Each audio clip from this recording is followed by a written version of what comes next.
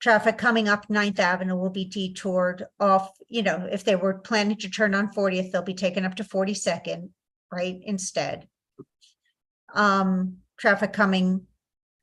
Yeah, So, that's okay. yeah. So anyway, we'll put in detours for you. And as we said, because the work even overnight will, and this is only at night, and the work will be intermittent. So if a local business needs to, access their property to drop a passenger off, to drop something off, we'll have flaggers there who can direct them when it's safe to do so. And then we will wait until they leave before we resume our work. Great, thank you so much. Excellent. Does anyone else have questions in the committee, online? Anyone, members of the public, have questions? So, Do we need a letter or? yeah, that's what I was going to ask you. Do we need a letter? I don't think so. We can make a letter. We can, yeah. I mean, that would be in 2 weeks, at least for the duration. That's what we did last time. Did we? Okay, yeah, sure. Well, I'm going to Letter of call a support. letter of support. We'll just take a quick vote on that then, since we have a quorum, probably. All in favor of the letter of support? Yeah. Okay. Okay, I will stop sharing. Thank you very, very much.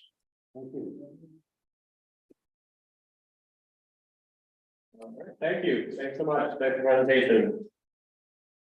Okay. Moving right along, our next agenda item is we have a request for a street co-naming for Rosie's Theater Kids, which is on 45th Street between 9th and 10th Avenues. And I know we have a presentation from them, and then there may be some comments from the public, and certainly I do expect some discussion here. So, oh, sure. Oh, hi, Colleen from the Department of Transportation. Is that's not one? No, she didn't just stay on. Oh, hi, Colleen. Thanks. We have Colleen from the Department of Transportation with us as well. Thanks. So, who is here from Rosie's Theater Kids? well, let's, you can put it later and then. Yeah, I guess no one's here. Yeah. Huh. Oh, okay. Well, that's interesting. We'll come back to that. In that case, moving on right along to item 4, unless I'm missing, there's no one in the Nellie, right? There's no one that we're missing. There's no one in like a waiting room somewhere. I'm sorry, repeat that again. Do we need to move anyone over from the waiting room from these attendees? Is it possible that we have a presenter that's just not in the right place? I don't, no one's with the raised hand. Janine is on now. I don't know if she recognizes any names. Is this for the street naming? Yeah. That's Let me email them and double check if they're gonna join or what. Okay, in that case, while you're there, we'll move on to number 4 and then we'll. Yeah, we can do that. Great. So item number 4, Intercity bus permit application for Motor Coach Tours Corporation, and this is on 11th Avenue between 36th and 37th. And we have with us Frank Castro. Hello, Frank. From Hello, Motor everybody. Coach. Hi, how you doing? Thanks for joining us. All right. Thank you. Thank you for inviting me. No problem. The floor is yours. All right. I guess I'll tell you guys a little bit about myself first, or Sure. imagine. Okay. I've been in the transportation business about 30 years now, and it was mostly in the limousine business. After when COVID happened, I shut my limo business down in New York, and I started with one vehicle during the pandemic, transporting people to Ithaca, New York. And instead of 56 people on the bus, we really did just half the bus, 28, so everybody was spread out. And I seem to like this this line of work, so that's why I'm asking for a permit. Born and raised in New York, I'm a Bronx boy, so I'm not I guess I'm not a foreigner. I've been in business as a motor coach tour, I think the 5th year, we're coming up already.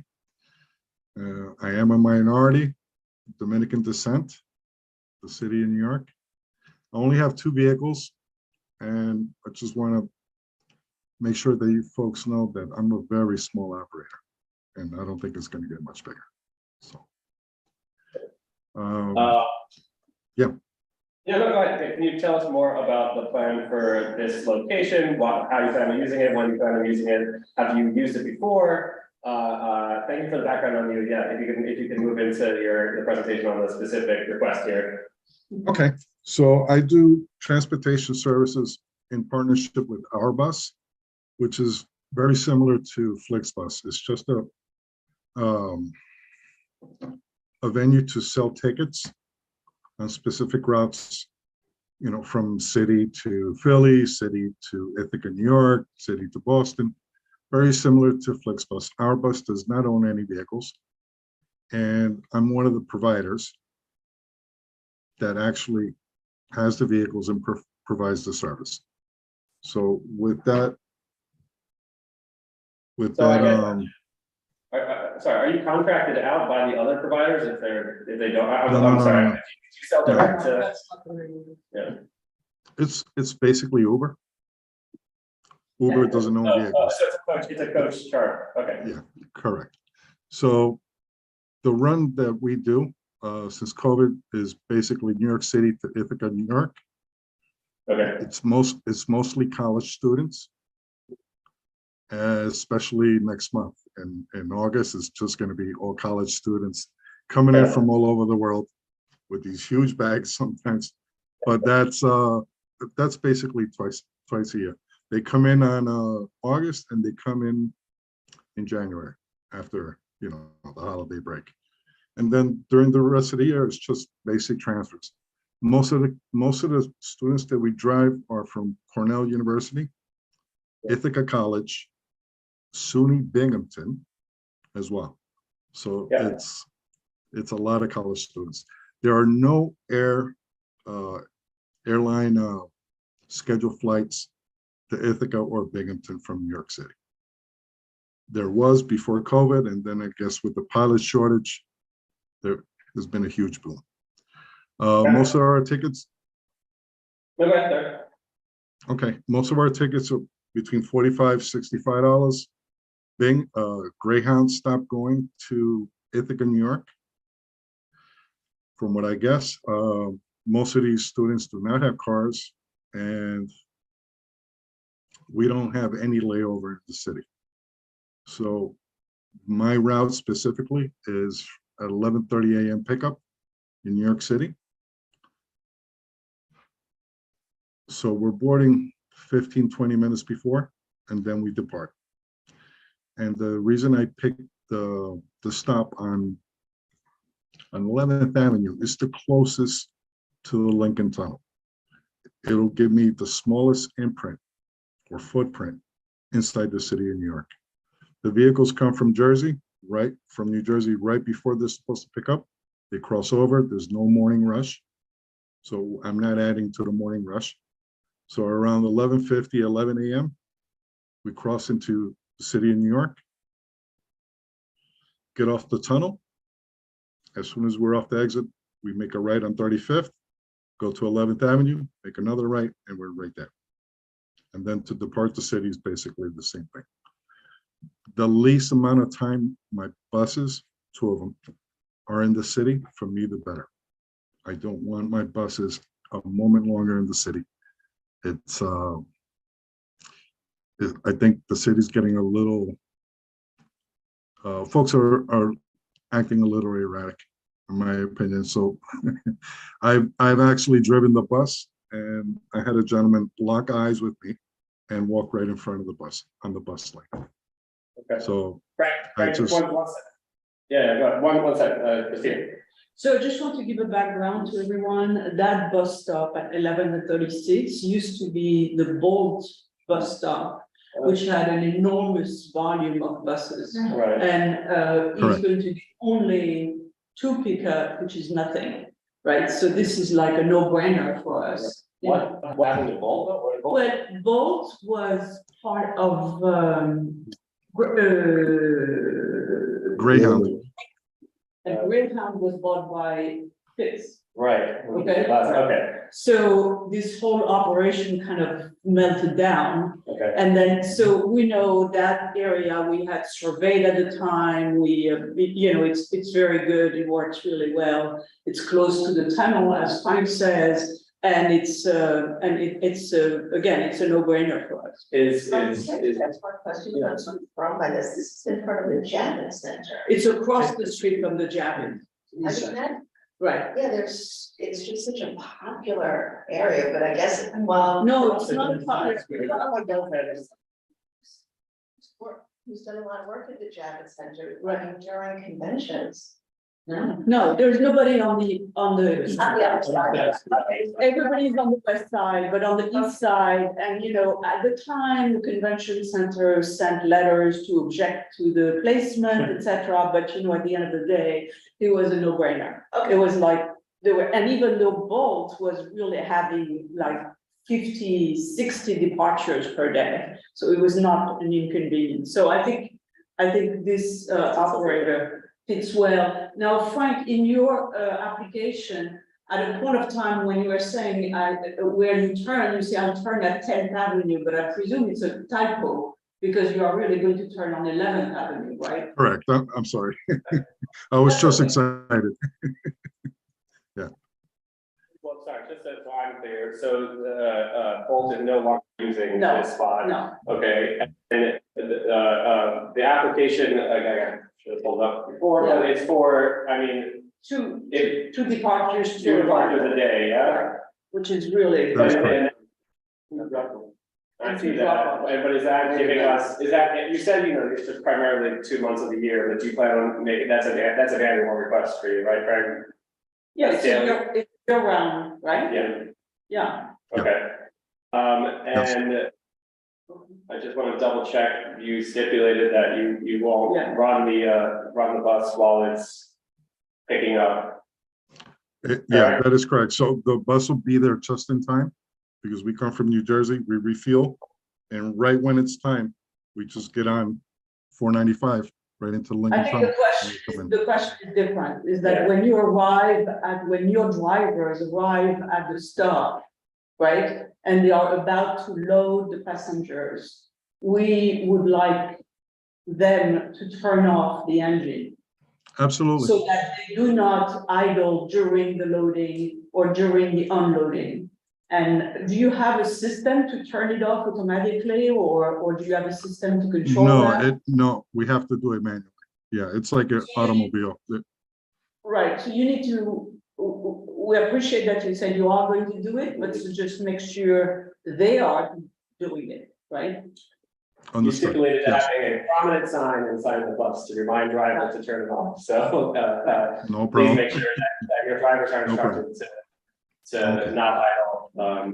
Somebody has a question. Great, yeah, someone, No. here, yes. Thank you.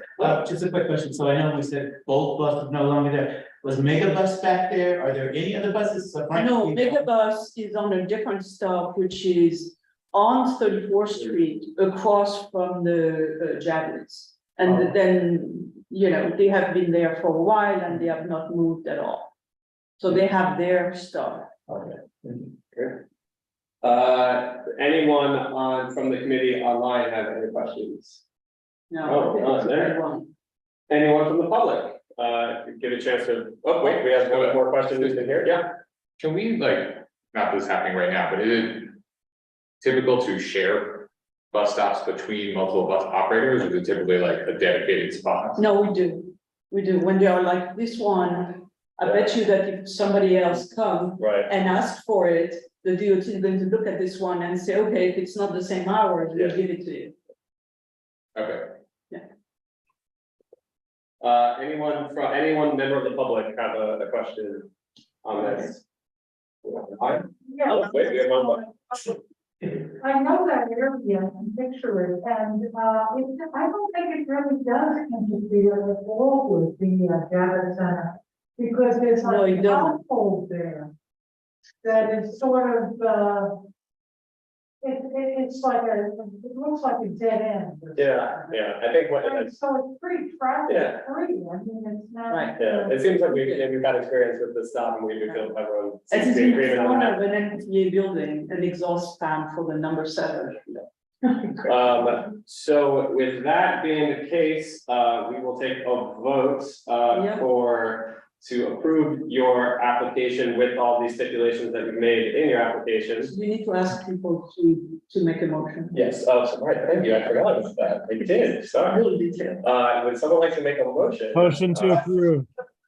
A second, Okay, excellent, all in favor? all right, Any no's, abstentions, or otherwise? Great, we're done. we are done with item 4, thank you very much, Frank. Thank you. Thank you for your time, everybody. So for the street coning applicants, they'll be joining around 7:30, so you can continue with the next discussion item. Be done. Okay, well, indeed, yeah. In that case, we will switch, we're gonna discuss and update the committee on the implementation of the tolling program, which, you know, Christine can explain, but we've sort of got very late last minute notice of what the plan is without any sort of opportunity to weigh in, but we did want to share with you and discuss whether we do want to weigh in, even if there's not much we can do, but So Janine has a, oh, did you ever, oh, sorry, I tried to show. I thought you were leaving. No, I know.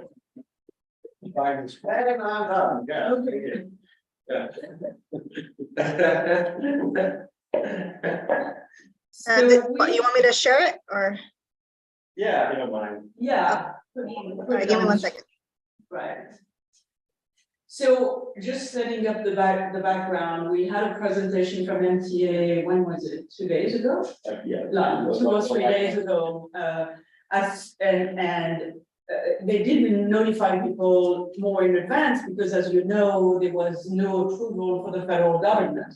So they were waiting for the federal government to approve to show anything to us. And this presentation is not about who pays, who doesn't pay, what are the exemptions or whatever. This presentation is 100% about where are going to be the cameras to capture the information. Okay, so, and they are discussing that because essentially they are starting immediately to install those poles in the various neighborhoods. And so we had a meeting with all the Manhattan community boards saying, okay, where are they? And they showed us where they were going to be. And all in community board. And they're all in community board for. So that's the purpose of this discussion. It's not about, you know, how is it going to work, etc. It's not. It's like in parallel, there is the MCB4, which is the mobility board, which is the group who is going to decide the rules, who started to meet today at MTA. And this is their first meeting, and I was not in the meeting, and I didn't follow it. I'm pretty sure it's online, so we can look at it if you are interested. And that will be discussing, you know, the exemption and when, you know, whether it's in the evening, in not, or whatever. This one is exclusively about where are the camera installed, okay?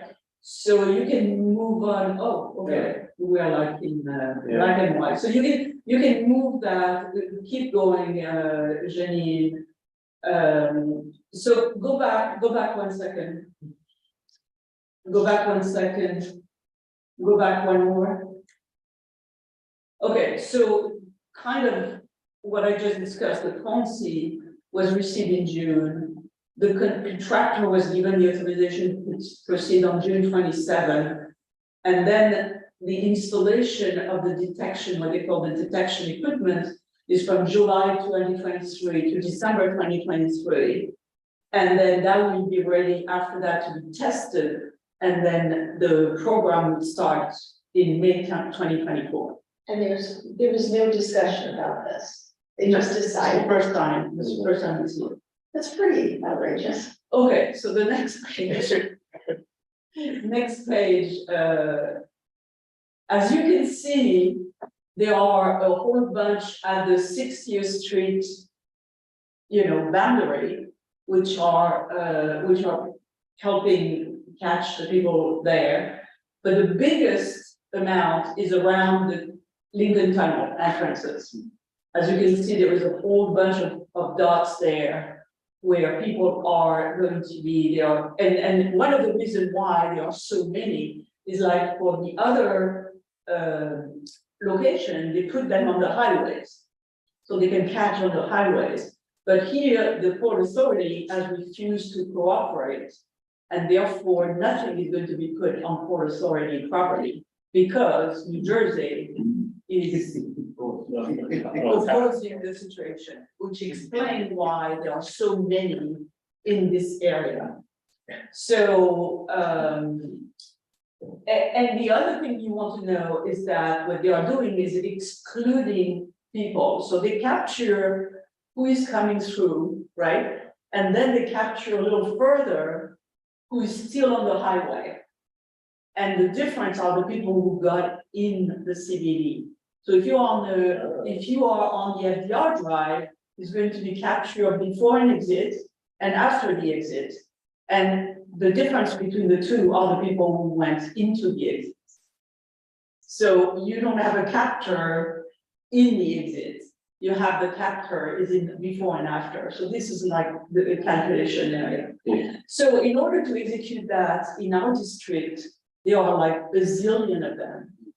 So now, do you want to move up? Yeah. Yeah. Can you go forward to the slide with all the points?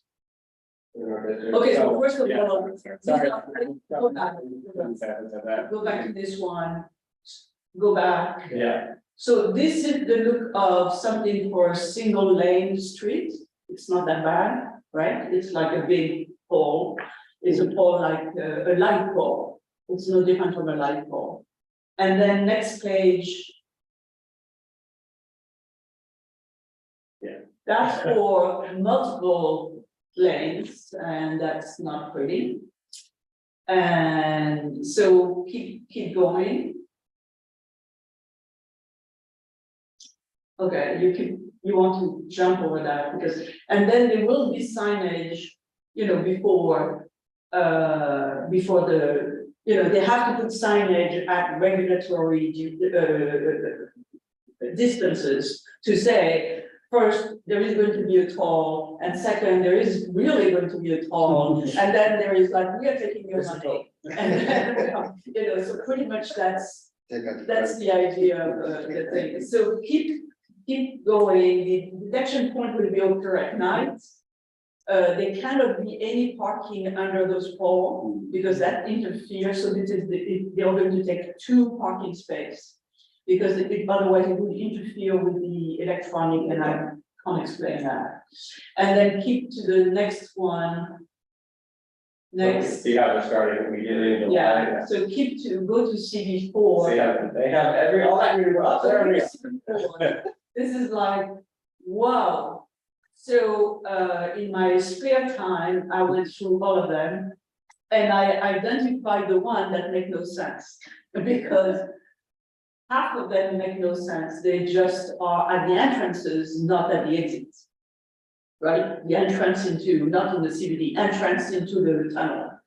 And we don't capture at the entrance. We capture normally at the exit. So I have a map of that. I sent it to MTA, and we're going to have a small meeting with MTA on Friday saying what gives. Either I don't understand how it works, which is very possible, or maybe somebody just went with a map and put the stuff on the map. How many are there that you went through? How many is that? I don't know. This is like, I went to, so at least 20 of them don't make sense. Wait, so I'm sorry, why?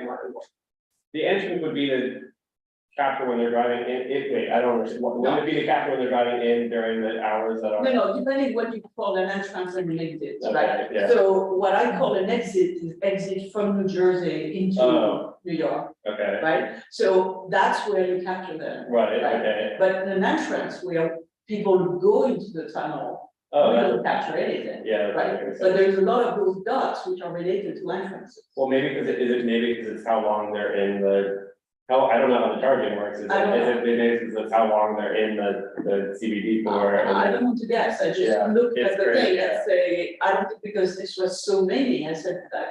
So we're going to have a meeting and we're going to tell you what happened at that meeting, but essentially, we seem to have a lot more than anybody else, plus the 60th Street, right, which is not, which is 102 at 60th Street, but, yeah. What is on 60? I can't see. At 60th, what you have is generally two capture, one before 60 and one after 60. Okay. And so the people are going to be coming down, and if they are captured just before 60, and if they are still there after 60, they are in the area. I think that's. What is the way that? It's just one spot. It's one spot at every avenue. On every avenue. Yes. So basically you come out of the garage on 60th Street. You get caught, right? If I don't know cameras that. catch I you. don't know that. This is not that discussion. I don't know that. This is going to be discussed in the other, Yeah. in the I just other want to make people. one point, since you're gonna be discussing it, that if you come out on one side of 60th Street, that building, Right, it's Oh. potentially gonna be caught, but if, right. oh no, actually, it's true. If you're across the street, you're not gonna. I don't understand all the details, but this is what the mobility board is going to discuss. Okay. Those kinds of things, when we are just on 60th Street, what happened when I go in, I go out, etc. They are going to design the exceptions, right? Let's say you are coming out this way, maybe you have an exception. I don't know. It's wild to me though, that they're literally building this before they have like. Well, they know where they need the cordon, right? So they need to know, they need to install the stuff before the All whole those process. randomly chose, in other words, I What? guess it's now written in stone. I mean, the 60th Street versus. No, 60th is in the law, I mean, it's. Yeah, I think it was, yeah. Right, it's in the law, so they are just. That is implementing the law. Yeah. What's gonna happen if there's a traffic jam and you have to divert the traffic elsewhere, and let's say it's the border on Right. 60th Street? That's the other building, meaning, they are going to Oh, decide that, okay. we are not deciding that, we're just talking about Yeah, what okay. poles are going to be in our building. That's all we are, and that's all the MTA presented to us. The rest of it is not there yet, and there's no presentation, and hopefully there will be consideration for that. Yes, I'm just curious about something. The presentation states 5% reduction, or something, and 10% reduction. Do they have numbers, actual numbers? Like, what does that relate to? I am not discussing that. Can we ask them when we? No, because they have done a lot of things, we're not going to get an answer. This is like their boilerplate presentation saying we're going to say. So, this is not for us to approve or not approve. No, that's all true, but Right. just out of curiosity. They are doing that based on what happened in London when they installed. I understand it, but they say 5%. If they're sure that 5%, then they know how many cars come in. So what does that relate to in terms of how many cars are going, are going to be saved from not? I don't have the answers to that. I know you don't, but do they have these? They do, So that's something they do, they have the model, they have all the models. If you connect to, I'll send you the model, the link to the model, and you can look at all the models and how, whenever they change something, it changes the numbers. And indeed, it's not real because it's not done yet, but it was based on all the numbers they did in London that they took in as assumptions. Well, they're assuming that the same reduction will happen here as happened there. Approximately. Are they closing any streets off? So they don't need to put a monitor on? So No, they are going to put monitor on all those. on any street that's going into the. Yes, and not when it is along the highways, like on 22nd Street, 23rd Street, etc. They are not, because what they are doing is they are doing the capture before the turn Right. and after the turn. And then the difference are the people who have turned. Mhm. So you don't have to have, in Chelsea, all along the highway, you don't have to have any traffic. Something just. That's right, that's right. So the only reason we have all of that is because the Lincoln Tunnel is not allowing to their territory to be used for the same calculation. So that's what, so what we are going to do for this part of the project is to try to minimize the number of poles. Will Yeah. some of them be placed on pedestrian islands No, okay, they're all placed on sidewalk. on the sidewalk? Did they, I did not, Right. I would not be able to go to the presentation, Yeah. did they talk about just how long it takes to put, I mean, how, is a pole go up in a They day? do, and then, they like, do, this is before that. Janine, if you can go backward a little bit. Slowly.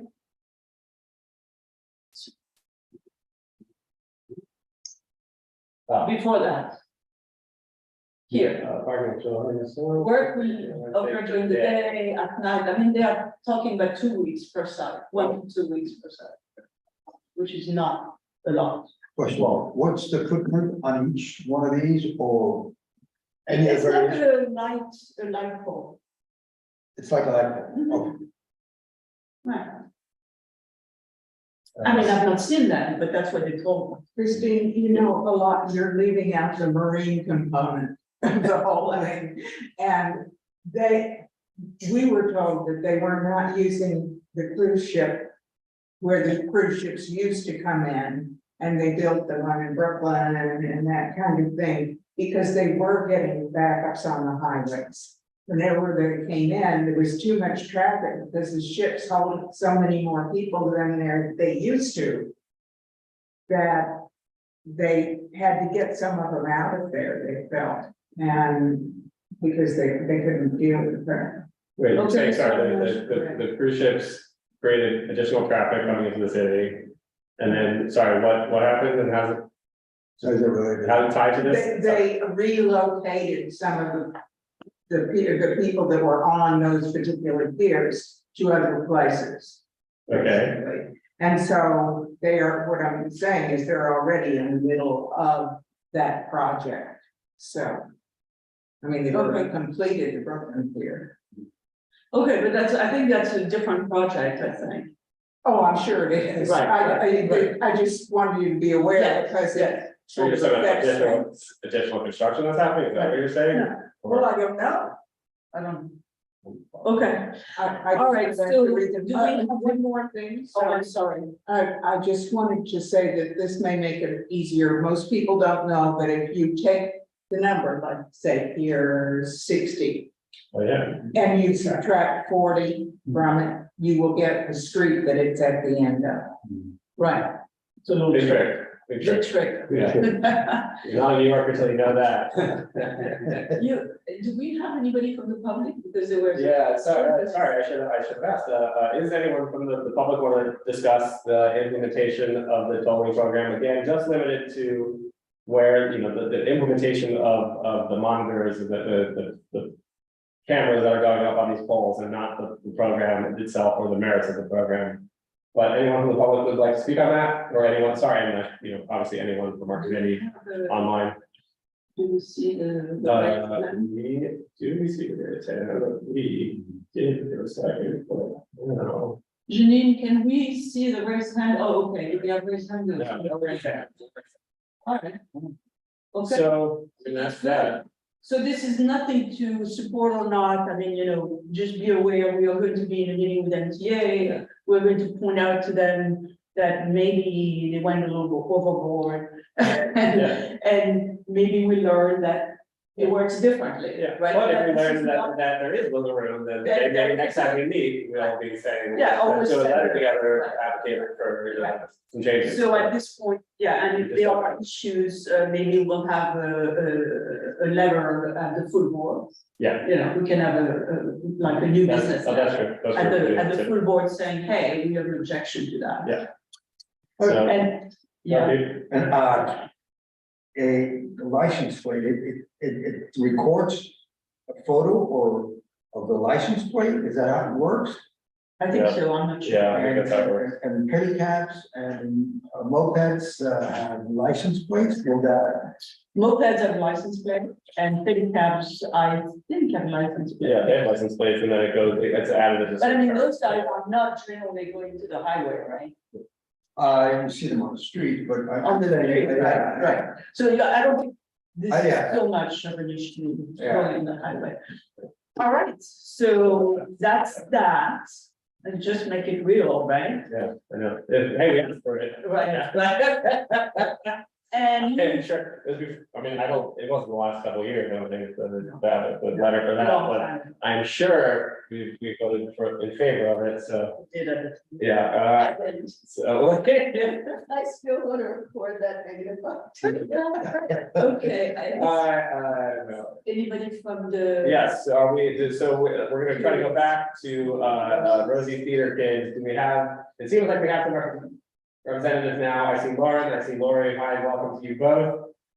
Thank you for joining us. And yeah, we'll turn the mic over to you guys to give us a presentation on the potential renaming and co-naming request at 45th Street between 9th and 10th Avenues. Great. Thanks so much. Thank you. Hi, everyone. I'm Lauren Wessler. Thank you so much for both inviting us to this meeting and accommodating us. Lori and I are here to present on our request. I'm the Director of External Relations at Rosie's Theater Kids, and we'd like to start our presentation with a short film. So I'm just going to share my screen. The film is 90 seconds with closed captioning. So if you could just give me 1 second to get that set up. And then after the short video, which is again about 90 seconds, Lori will deliver remarks. So please just give me 1 second. Can you all see that? Yes. Great. Okay. Let me just make sure you got sound. Okay. We are rehearsing for life. Rosie's Theater Kids believes the arts are essential to the human experience and that every child deserves a quality arts education. Using musical theater and arts education to teach important life skills, Rosie's Theater Kids has enriched the lives of thousands of underserved New York City public school students over the last 20 years. PS Broadway is our in-school program for fifth graders that introduces them to the thrills of musical theater and artistic expression.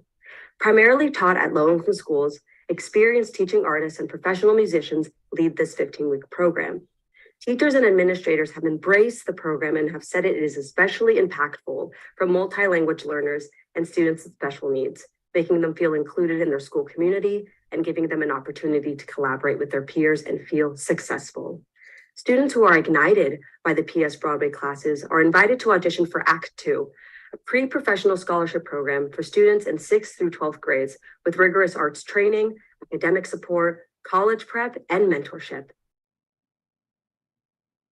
Hi, my name is Karen Vera, and I'm a proud Rosie Theater Kid alum. The impact RT Kids has had on my peers and I is truly immeasurable. We are now taking the lessons we've learned and becoming leaders in our own communities and chosen fields. I'm so grateful for Rosie Theater Kids because receiving an art education has truly changed my life.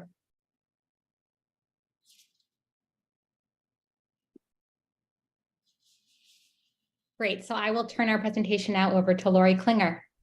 Hi, thank you all for having us here tonight. I just love the ending of that short video because Karen Herrera, who was our narrator, was a graduate of PS 51, right there in the neighborhood of Rosie's Theater Kids. So thanks for having us here. I'm going to in the next few minutes, I'm going to share this nonprofit organization that I co-founded with my friend Rosie O'Donnell in 2003 as we celebrate our 20th year. It's very, very exciting for us. So yeah, we can't think of anything more special than to co-name our street, the 400 block of West 45th Street, after our organization, Rosie's Theater Kids.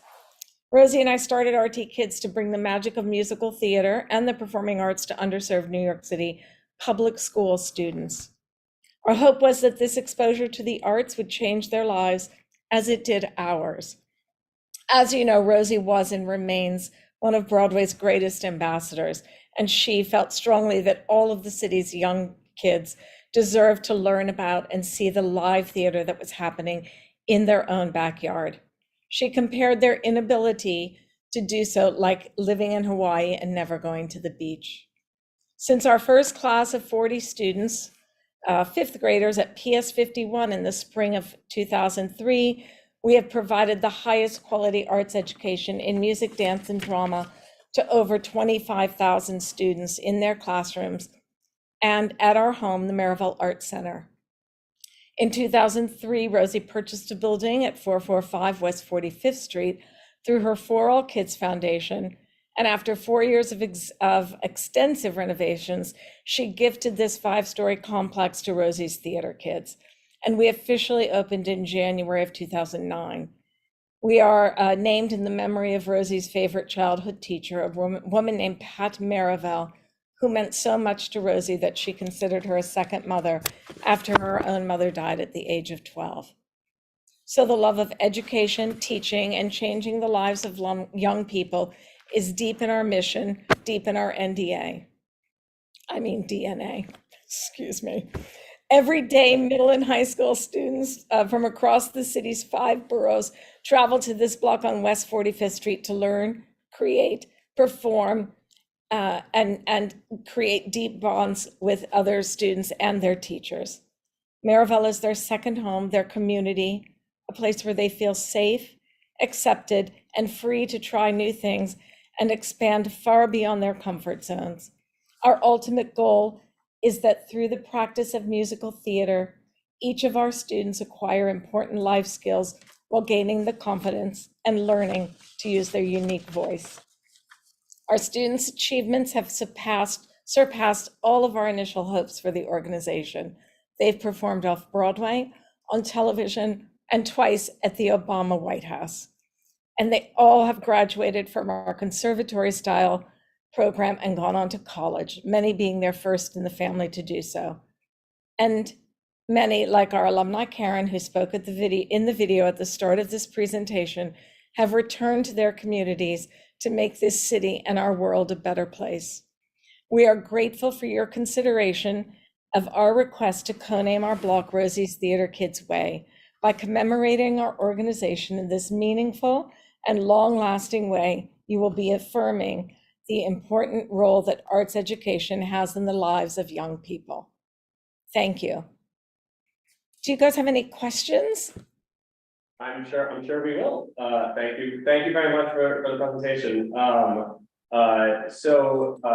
Before I open it up to everyone else, remind me how long? Sorry, you mentioned in the presentation. How long have you been at this particular location? Well, we've been at this location since 2009, but we started our outreach in this community in 2003. Rosie wanted schools that were closest to the Broadway community. So we started at PS 51 and we kind of used that as our focal point and expanded to schools from there on.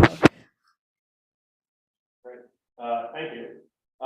And you provide you provide full year programming, correct? So it's in-school activities, after-school activities, and then summer programming? Correct. In our building, it's all year round and includes the summer program. Yes. You should stop Great. by. It's full of kids all day long. Singing and dancing. Thanks for that. No, as a former theater kid myself, I certainly understand the merits of what you do, and I definitely think it's laudable. Can you speak a little bit more to why you think it's appropriate to get the street renamed, or actually phrase it a better way, just why is it important to you to have the street renamed after your organization? Well, it's our 20th anniversary, and we really want to galvanize the community that we live in here and our students and our larger community to really celebrate our graduates, the work that we've done. It's really about our students, and they're such a spectacular family and group of people. We think it would be great for them to have this home. They come visit all the time from all over the city, to have this home a secure place and a safe place, and to have this street named would really solidify that for them. Thank you. Thank you for the presentation. Thanks for answering my questions. I'm going to open it up now to the full committee, both in person and on Zoom. If you will have a question on Zoom, just raise your hand from our committee first. Anyone have any questions? Go ahead. Does the street already have a name to it? No. I don't think so. We not. don't see one. Yeah. The 46 block between 9th and 10th has a co-name, Francis Perkins, or named after Francis Perkins, but the 45th block, the 400 block of West 45th Street, our block does not. Are there any other nonprofits on the block? I don't think so. I don't think so. There are some for-profit private companies, but I believe we're the only nonprofit on the block. Thank you. Alan? So co-naming, from my experience, is generally for individuals. So I'm just curious, are there any other organizations anywhere in the city that you know of, or does anybody know of that have This was gonna be the roadblock for you guys from the get-go. We're not familiar with street code name being named for organizations. And in fact, when I first saw the application, when I first glanced at it, without really looking into it, I had just assumed that you were actually asking it for the street to be named after Rosie herself. So I don't know if you guys have done any research on that, if you have found any precedent, but it would be helpful for us to know. Sure, we can take a look at that, but our understanding in speaking with members of the community board, including Janine, that that is allowed either an individual or after a nonprofit organization. That those rules have been set. So that's what sort of pushed us to say, oh, we're in a good position to move forward with this opportunity. Got it. Yeah. We have to pave the way. No, we certainly didn't. And I certainly didn't mean to imply that you were doing something that was not. No, totally.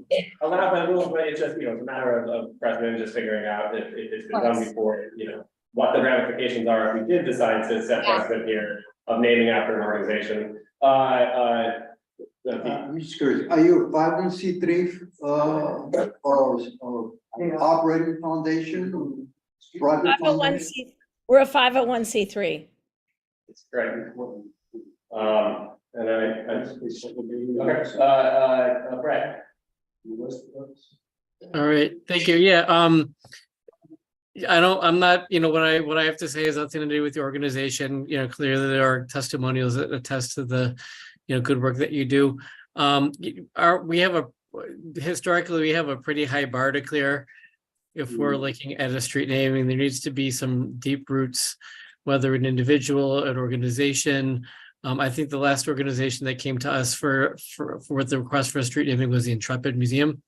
They've been in the neighborhood longer and they did not get very far with us, but on that one. So it's a little bit of a hard line for us to cross when we're talking about an organization, because it does, serve as advertising. It does put your name out there in a way that might create a precedent that other organizations, even nonprofits, might want to do.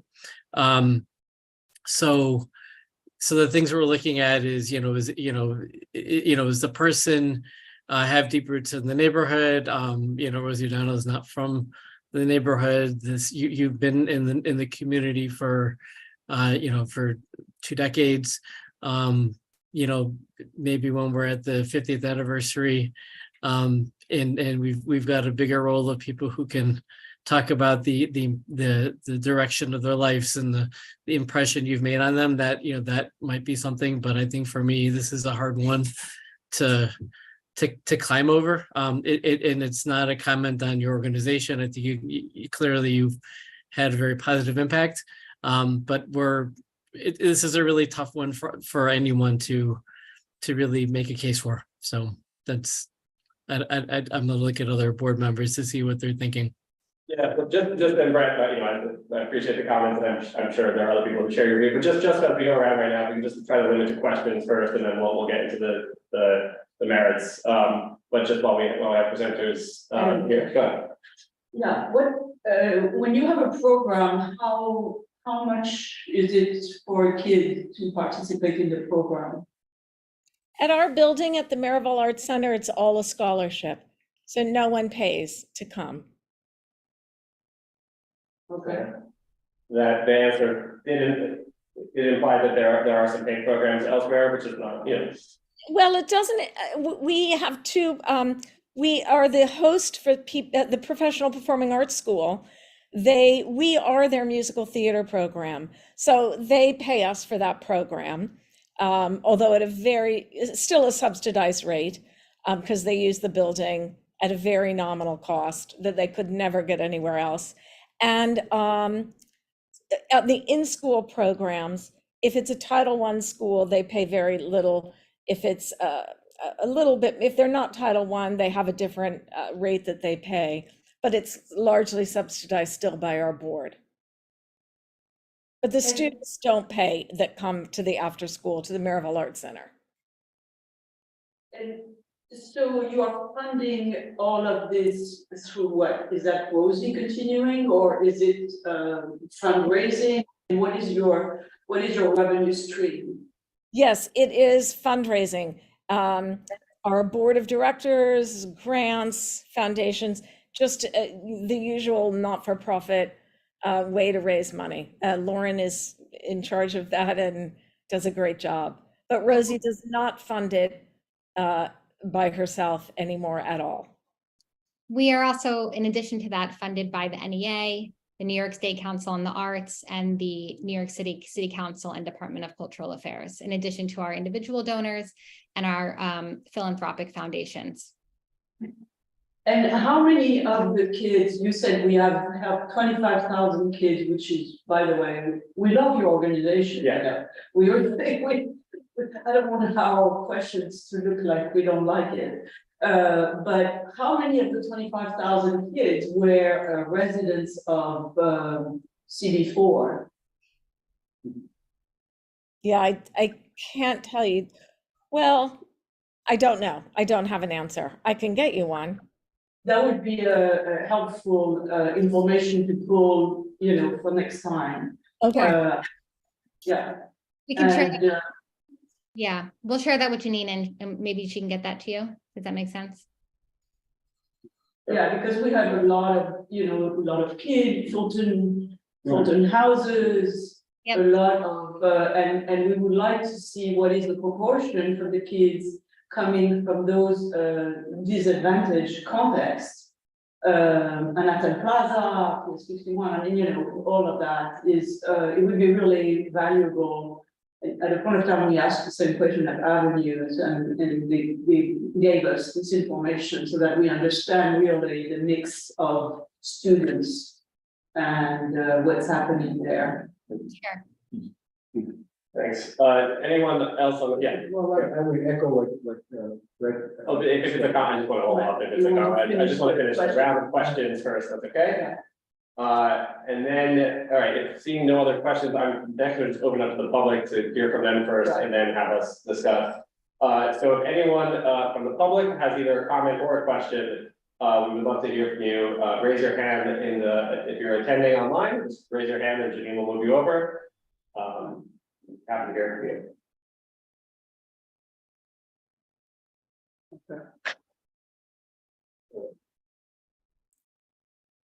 you. Seeing nothing raised, any hand raised? No, it's not. All right, well, in that case, we will be moving into the discussion portion of the evening. So please, comments are welcome now. Again, I'll echo what Greg referred to. I think naming a street is, as you said, is a high bar. Is a high. If you don't mind speaking up, just to make it very. It's a high honor for someone who has perhaps devoted his life's work to enhancing the neighborhood that they live in, sometimes sacrificing a lot of their own resources to do so. So I don't see, and again, nothing about the organization. Certainly wonderful work that you do. But I would definitely, going forward, future, and anything would be for an individual to have their name up on the street rather than an organization. Charlie. Thank you. And I want to echo what everyone else has said, that It was great reading all the testimonials for Rosie's Theater Kids and hearing from you guys tonight. And obviously, you're a fantastic organization. My children play the playground next to your building all the time, and I'm familiar with it and familiar with the work that you guys do. I did a little bit of Googling just to see what kind of precedent there was for organizations having street names. Sesame Street was one that popped up. I think that's like 63rd Street near their offices. So that was the only one that popped up to me. That's a quick Google search. But yeah, I want to echo the comments of other members that it does seem that typically co-naming is reserved for individuals, and specifically for it's specifically done posthumously for people who have passed away most commonly. So for those reasons, I agree that this is a high bar. Anyone else? I actually have thoughts, but I just want to see if anyone else has, or a different opinion is also more than welcome if anyone feels differently. So in that case, I also would echo the statements I've made, and I don't know if everyone saw, we also did receive, first of all, they had plenty of testimonial that they in their application in support. Thank you very much for the packages that you guys sent us with all of the signatures that you collected. And testimony that you collected. Otherwise, we definitely saw a lot of work went into this application, and it's certainly not overlooked. On the flip side, we did receive one email sort of pointing out the things that have already been discussed about typically these going to honor individuals posthumously who have contributed something specific to the neighborhood for a long time, etc. On that front. And also raising concerns about the precedent that was set to give an organization sort of free advertising by the free-for-all. I mean, this is not necessarily the email, this is my own idea, but the free-for-all that it could create if it just starts becoming a grab bag for organizations to just start naming streets after themselves, and that it's the public theater streets, and because there's so many great organizations in the city, and yours is like, obviously, as I said, very laudable. We love the work you do. We saw the application, and we know how much your program means to so many. That has nothing to do with I think the conversations here. It's just a matter of if by approving this street co-naming, what floodgates that we open, and not to say it should be reserved for. The high bar that should be expected for this type of thing, so that every single street in New York is not taken over by, we already have enough poles going up as we've learned. Now we don't want 50 street signs as well could be a problem. And also I do want to express, this committee, I've been here in the last few years, has very quickly unanimously approved street co-naming applications for particular people in the arts who have long history and traditions of the arts in our community. So it's not that either. It is simply the fact that you're coming here asking for a name for your organization and not necessarily a person associated with it. And so for that reason, I also think I would be voting against this application. Okay, somebody wants to make a motion? Motion to reject. To deny, right? Rather to deny. Second. Do I hear all votes in favor of a motion to deny? Raise your hands. Okay, I see votes against a motion to deny. Raise your hand. Abstain or abstaining? Okay. Oh, sorry, I missed someone online. How many? Who's abstaining? Is someone abstaining online? No. All votes. Okay. So one abstaining here, and present not eligible. Okay. Lauren, again, thank you very much for, again, we saw all of our work in this application. We don't take this lightly. And thank you very much for coming in front of us. And thank you for all that you do. And all the kids. It is so important. I don't know if people thought in the time today, the threat to our nonprofit theaters and our public theaters and our arts funding that is just sort of plummeting post-pandemic. And, you know, just because Broadway is back alive and well, doesn't mean that and all the other associations associated with theater are doing just as well. And so I think your organization is as important as it ever has been, and this certainly is not a reflection of that, this vote. Thank you very much for coming in. We certainly understand that. Hey, you guys, we have a great event on the 27th, Thursday, short, 20 minutes, party afterwards, on the roof. We'll get you the invitation through Janine. And see, it's not a bribe. We've already said no, but you got to come and experience these kids.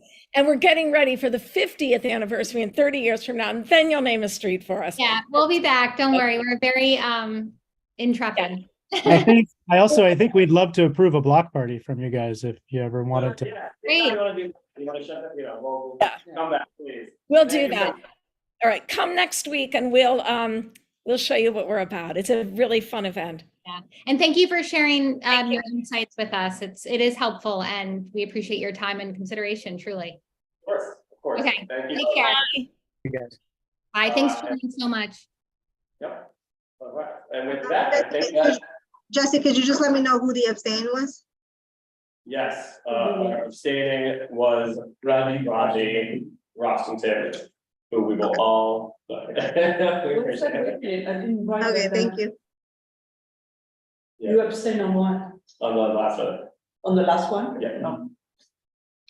And with that, unless, does anyone have any new items that they would like to discuss, bring up? Can I just bring up one thing? Yes. Is there any way, this will be quick, but you know how they put this extra extension of the sidewalk all along the avenues, right? This brown. Yeah. Is there any way of speaking to DOT about putting a person, you know, the figure of a person walking so people can know that they can walk? There are some of them. Okay, there are not enough. We can bring that up. We can make that part up, because I've asked Christine about it too, actually. And I know Christine, I've seen pictures of Christine patrolling these sidewalk extensions. I'm the only. No, but I really thought, because I thought it was something that we had covered already, and like. Everybody just say that, we can send a resolution, let's vote. Let's take a resolution and ask that. Okay. No, I'm serious, because I have asked, I have built, I have created, we have installed, Does everyone know we're, They need to have some person, I mean, Yeah. it's just ridiculous. no, because the bikers, People aren't using and no one uses it, so just say that. Laying down on the floor? I don't understand. No, like, okay, then not a person. You want a Stencil. Upset. you want a stencil, Yeah, yeah. Just like the bike lane has, just like the bike lane. There's a bike logo in the bike lane. Put a walking logo in the walking lane. Want to make a resolution? Make I a- make a resolution. Make Let's a do it. motion. I'll make a motion that Right, asking DOT to put the equivalent it of. looks like Brett. Brad, is it, were you wanted to comment on this or do something else, Brad? Something else you asked. Wait, before the motion, all right, just so everyone knows what we're talking about here. The people We not. need a dead pedestrian on the floor. Yeah. So on through the excellent work of the excellent work of people like Christine on several, what avenues are they on? Where are they? Where are these extensions? 8 and 9, but 8 is fine, there is a lot of pedestrians. It's mostly 9. 9's not the 50th, 9's between 50th and like 59 is terrifying, yeah. So there are, you know, in the middle of the street, well, not the street, there are painted sidewalk extensions in brown, there's nothing else signifying that they're part of the sidewalk other than the fact of the color. And they're great wide swaths so that people have all this extra room to maneuver, and it's lovely, and it's, you know, really frees up space on the sidewalk, but the problem is no one knows what it is, and no one knows how to use it, and all it's really used for is bikers going 100 miles an hour, and so pedestrians are too scared to use it, even if they thought that they could. But I'm told that it's good on the weekend, right? No, I. Oh, no. No, I actually went there with my daughter and I was walking, and you were the only ones that said, Mom, aren't you on transportation? Yeah. She said, Maybe I had the exact same, That's it. Let's do, because I can tell you that Eric Butcher has asked DOT already to do that. Because we did a walkthrough and it was like, okay, this sign is wrong, that thing is wrong, we don't have the stencil, but I think we should send it out. Yeah, okay. Let's send it out. Are there like other things we can do besides, I mean, I feel like that would be great, but maybe not enough to get the I'm sorry, the pedestrian, but what's the term? The stencil. It's a stencil. But like, I mean, there are more, I'm guessing they don't want to block off that street in any way That's right. because they want to allow street cleaning. Yes, yes. But like, We agree. I feel like we might have a whole, like, the letter could consist of a whole list of items, like signage, the stencil. We asked the signage, they don't want to do it, I had to pay for it with my non-profit, so I installed 5 of them.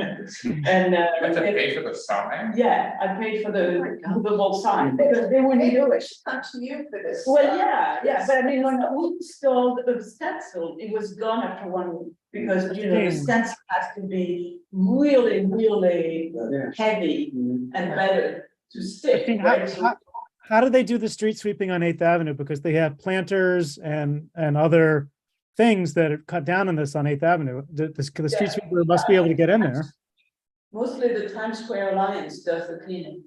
Hmm. Oh, really? That's the difference. When you have a bid, they do the cleaning. So then they do and they do it manually, etc. When you have sanitation, they come with their enormous trucks and everything has to be open. Right. So there are subtlety there, which. I mean, it's shouldn't too happen. much, even if you What put if they one, had, like- if you put one sign every 3 blocks, it's too much for them to move. Oh, they're gone, yeah. Yeah. They took One them of away. yeah. They took them away, so you put, you know, you just waste your money. Because you put the sign and then it goes away and. So I think we should write a letter saying we want the stencil. Did we ever ask them in the past, Yeah, in a letter? yeah, Stencil? I don't remember, maybe emails. I don't think it was a letter. I think you just asked them directly and they said no. My Right. emails, you know, I said, hey, this is not working, we have a problem, etc. Eric Butcher went and said, this is not working, but if we want to send a letter to Eric Butcher and say, you better push on that. What was the rationale for rejecting the stencil? Did they reject it or they just didn't do it? They rejected it because they don't want to spend money on all the signs. First of all, they don't have a sign, so they have to have their department of signs create a pedestrian sign. Or That- we could raise money by having a stencil drawing contest. I've seen pedestrian walking man stencils in the city. I think there's some on Broadway in CB5. They exist. Yeah, They have gone like those bike paths along the river. yeah. I'm gonna see. Okay, but the river is not the city. Right. They have them on the bridge. The bridges also have them. Most of the bridges have them. Oh, well, if you guys can take a picture, that would help. I mean, I'm all for it. We've already, you know, gone through the window, gone through the door, gone around the block. But this is like, how many things can we do? Except, I mean, community board is supposed to write letters, so we can write letters. I'm concerned about we're inviting graffiti. What? By putting a stencil there? No. I'm not so much a stencil, but you're gonna have characters, and I've seen them do it. We'll get the spray paint and then we'll right on the Yes. tar, and that's what I'm. And I saw that happen last week with the person. Maybe that's what DOT had in mind. Maybe that's what- Yeah. But we need to let, you know, Eric Butcher push for it, because we've already tried 20 different ways. But we should have something official on, we should have a Right. letter out there, and if it's Okay, so coming and asking for, you know, I think the stencil is the best solution we have for do we now. have a motion? A very clear white painted stencil Right. that is big, Just like that. yeah. So do we have a motion? I make a motion to tell DOT we would love stencils. Second. All those in favor? Okay. All those opposed? That's good. Anyone opposed? Present not eligible or abstain? Great. You want to take the first crack at that? Area. Give you a hand to put it. All right, Brett, new business. Okay, so the thing that got me agitated on the way to the train, sorry, I'm not there, I'm in Pennsylvania. But it's you know, the corner that I'm making sort of my crusade, the on 31st Street and 8th Avenue, right by Moynihan Station. Sorry, Jesse, I didn't include you in my email. I didn't have your email address handy. I sent it to Christine, copied Janine. So I was looking at the Flixbus thinking, we all voted and the board voted unanimously against them having a bus stop on 31st Street right across from their parking lot. And there they were loading passengers on a bus on 31st Street across from their parking lot. So, and I see Colleen's still on. So I guess the first question is, I wonder if did they end up getting that location in spite of the board's vote against recommending that one? So, hi, you know what? I'm gonna have to confirm whether they did get that location or not. I don't want to say that they did and they probably didn't. I don't want to know. I don't know if they're operating legally or not. So let me confirm that tomorrow and I'll get back to you. Okay. So yeah, that was the first thing, because it's but the other thing, and I think we just need to give that intersection a lot of attention. It's getting very dangerous. It's been dangerous even before Moynihan Station opened up, especially Fridays on a rush, the afternoon rush hour. You'd have cars blocking the entire intersection, making turns. It's very, very crowded there. Now what we've got, and I sent the photo to Christine and Janine. This was 2 o'clock. There were cars double parked, loading, unloading passengers. So it's another one of those areas where the street is painted brown, which means nothing to anybody. It is sort of a neck down that's drawn on the street. But there's really nothing preventing cars from stopping there. I really think it would be great if the loading, unloading from Moynihan Station was pushed mid-block, so that cars are not stopping there where there's already congestion of cars turning onto 31st Street. And now we have a lot of crosstown traffic on 31st Street that didn't happen before a lot of the Hudson Yards development. So now we have that red turn arrow. It's and so the pedestrian cross time is shorter than it used to be. The intersection is blocked by cars turning, cars trying to make the light, and the congestion with the loading and unloading has made it worse. Bicyclists are having to navigate between cars, deviating from the bike lane to get there. And that also happens to be a location right by one of the busiest city bike pick up and drop off locations. So you regularly have city bikes going the wrong way in that bike lane as well, navigating the chaos. So I would love to see the loading dock, the loading area move mid-block. We got to get Flixbus off of that location. And I think we need to really start telling Moynihan Station it would be great if they can get someone out there directing traffic at the intersection. A PD should help with the congestion, but Moynihan should be there to help direct cars for loading and unloading.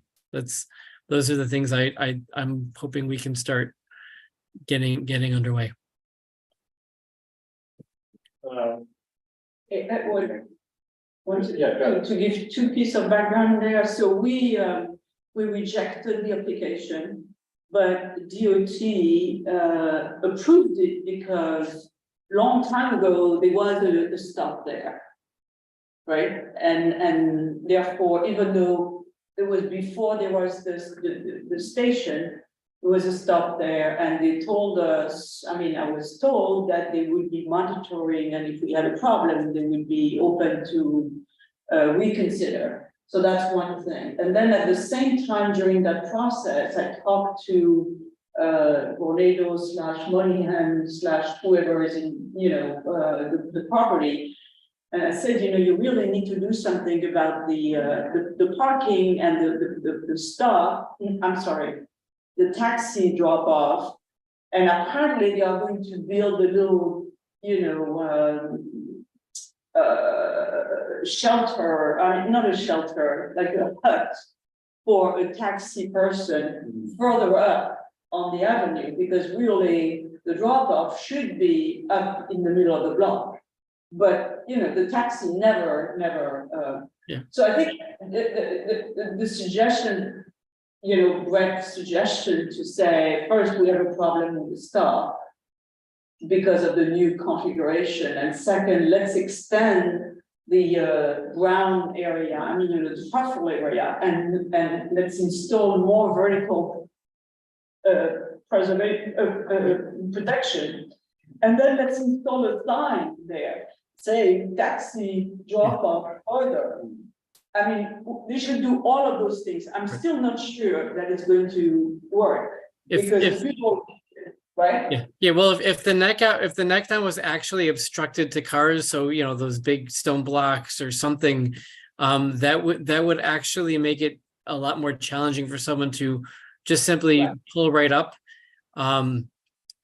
So I think that would help cue people down the road. So I think that might be, if there's one thing we can really try to get sooner than later, it would be to let's block off that brown area with something more than just paint.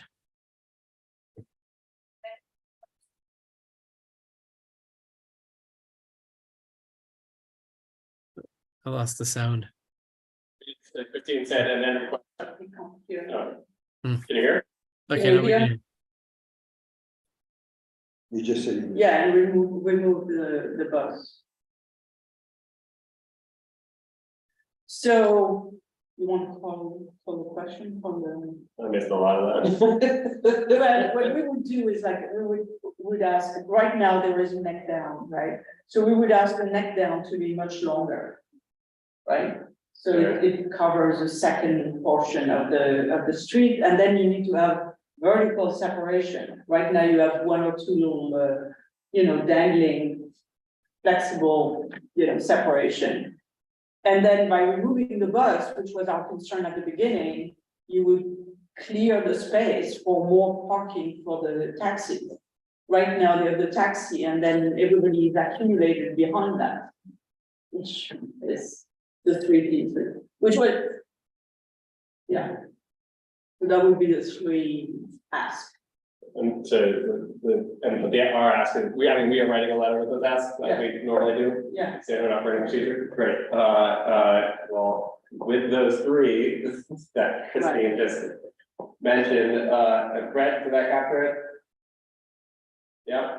All right. So is there a motion to approve a letter with those 3 requests? Motion. Do we have a second? Right, okay, excellent. All those in favor? Right. All those opposed? Present not eligible. Thank you, Brett, for bringing that up. Thank you, Tina, for bringing up the sidewalks. Actually, but real quick, Colleen, because Colleen would be also a person who could talk to us about the stencils, right, Colleen? Not that. I'm sorry, I missed that. Say that again. The stencils on the sidewalk extension. Is there, You know what? I'll be very honest with you. We don't allow stencil on the sidewalks.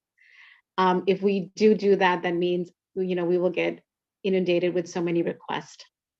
But a sidewalk extension is not somehow not grandfather, but is not defined separately. Yeah. Is it? I mean, if it's within the sidewalk extension, I want to say send the letter, let's review it. But stencil on the sidewalk itself, we don't allow that. Sidewalk extension, not the sidewalk itself, just the sidewalk extension. I recommend that you send a letter and let us respond to that. Let us review it. Great. Yeah, thank you. Thank you for your presence. Appreciate it. Good info. All right. Well, and at the beginning of this week, Colleen and her team of we made a walkthrough of 9th Avenue for bike racks. So that may also be a way of getting people away from the sidewalk and the sidewalk extension and go and park on the other side. That's a thought, I said that it should have it, but. Yeah, but we're trying to. I believe that that's everything for our full board, which is next week. Not about what, in 2 weeks? No, the next week. It's next week, yeah. So neither Christine or I would be here physically, but we will both be on Zoom. So expect to see us there. And with that, though, we have a motion to adjourn. Motion. All right. Thank you very much. We did this in less than 2 hours. Excellent. Thank you, guys. Very good. Everyone. Everyone. Very effective. Thank you, Janine. And thank you. Night, Nancy, for everyone. coming. Next week. Very effective chair.